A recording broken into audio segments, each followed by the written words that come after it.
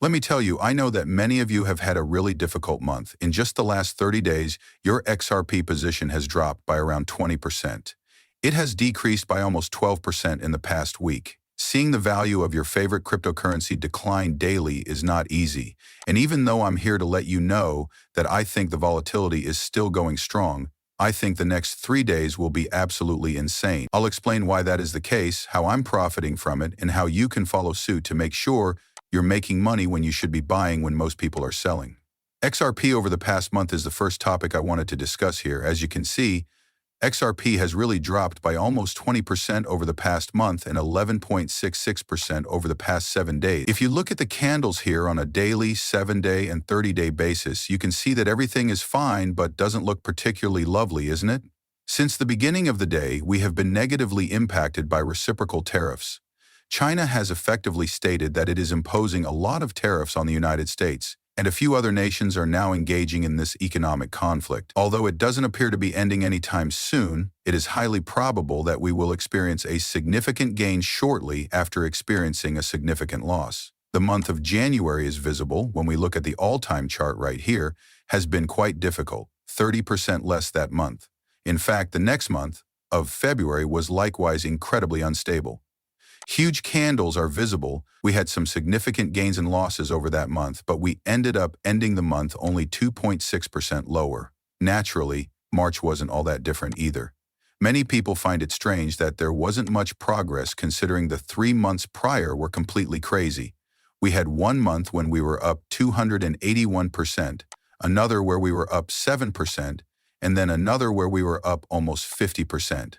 Don't you think? In other words, it was a somewhat chaotic period.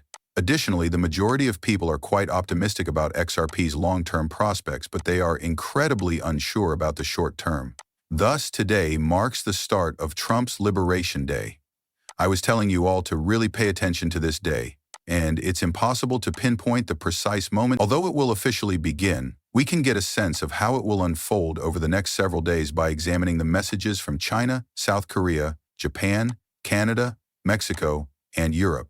At least you can see that as Liberation Day approaches, U.S. stock market futures have already dropped by almost 1%. However, the market seems to be nearly frozen at the moment. It is not moving. All of them are merely observing it, keeping a watch on everything that goes on, and they are just waiting. There isn't much sound. When you look at the volume numbers, you can see that there were some pretty crazy ones back here, where we were getting billions and billions of dollars in volume for XRP. However, it has since slowed down and doesn't appear to be going to take off right now. But as we've seen in the past, like on these 2 days here, it can literally happen at the touch of a hat and the markets could drop 30% in an hour. We have actually witnessed that occur. It happened when I was live streaming. It was completely crazy. Therefore, it goes without saying that the best way to predict how the markets will respond to everything that is happening is to look at geopolitics. As we can see, Canada has recently been quite explicit in its messaging. They're claiming that if the US does, they will genuinely lift all of their tariffs. Personally, I believe that this is a huge net win. I believe that there won't be any tariffs at all if the US and Canada can reach a deal with 0 tariffs on both sides, including 0 on fruit and 0 on milk. Both nations will benefit greatly from this victory and trade can continue with everything looking fantastic. I am aware that one of Trump's grievances is the high dairy tariffs imposed by Canada on the United States and vice versa. The reason Canada imposed such taxes in the first place was because of other duties, and I believe that everything will turn around and the markets will be prepared to take off once more if they can reach an agreement on this. And the economic prognosis is probably going to be substantially better than it is now, if not better than it is today. And that's our goal. However, there are still some unresolved issues because China is now beginning to impose restrictions on businesses looking to invest in the United States. As a result, China, South Korea, and Japan are working together to effectively retaliate against the U.S. tariffs. They will all be working together to take actions like these that will fundamentally harm American industry. In essence, China is stating that even if you impose tariffs on us, we will no longer invest in your businesses. And since China has a lot of capital, that is obviously not great for the United States of America. Even now, their economy is expanding rapidly, making them the second richest nation in the world. This is how it turns out, you know. Once again, it's unclear exactly how Trump will react to this, but we'll be watching this closely. Because if Trump declares, okay, fine, now the US is not investing in any China companies, it's likely going to be a very volatile and crazy day. However, we also have significant regulatory developments that are taking place somewhat in the background while everyone is focused on the geopolitical news surrounding tariffs and trade. And that is the reality that Grayscale and BlackRock are making significant adjustments in the realm of cryptocurrencies. They are preparing to purchase more cryptocurrency than they have ever done before. XRP will benefit greatly from Grayscale's plans to convert their $600 million cryptocurrency fund into an exchange-traded fund ETF, which would increase its access to all cryptocurrencies. Additionally, BlackRock is currently asking for a digital assets license in Europe in order to purchase a large number of cryptocurrencies there as well as throughout the continent. So, yes, there are a lot of crazy things going on here. Our geopolitical situation is unpredictable. Canada is essentially saying, okay, let's just forget any of this ever happened. In response to the trade disputes between the US and China, all tariffs should be eliminated. Yes. Overall, it appears like this issue may go any way, don't you think? Now, it's entirely up to Trump, isn't it?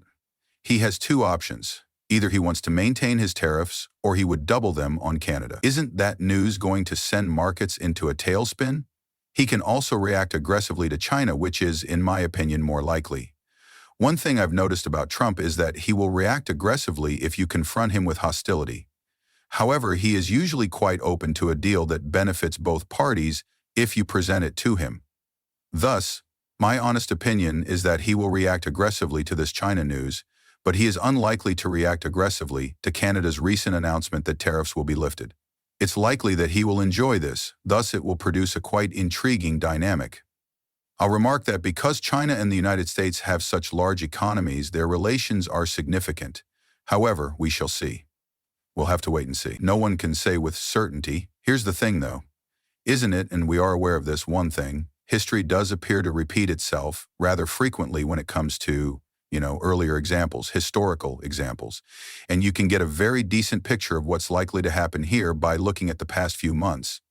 It's highly likely, in my opinion, that we will experience at least one significant correction, followed by a strong rebound. After that, we might either take off and continue to perform exceptionally well, or we might just settle within the same price range that we have been in for the past 30 days. If we look at the charts, that's basically what's happened here over the past few months. Since then, there have been ongoing trade battles. As you can see, it all began right here. We had a huge old dump here in January and February. After sort of stabilizing in February, prices began to rise the following week. We then reached our top here, which was close to $3, before the trade war resumed and there was still another huge collapse. The markets are currently feeling rather frustrated because we're trading significantly lower on average than we were over here, and we're not seeing as much positive momentum. But here's the thing, there is a lot of potential upside there where we can earn a lot of money again if we drop below $2. And as investors, it is what you should be focusing on. Therefore, you should purchase XRP while it's on sale rather than when it's selling at a premium. That's the only way to profit from cryptocurrencies. For this reason, you should be on the lookout. In order to completely profit from this, I'm advising my entire Crypto Crusaders group to lock in right now and have money on the sidelines while I push it forward in all of my current deals. It seems completely crazy, but if we do this correctly, I do believe that a 10x is actually in the cards.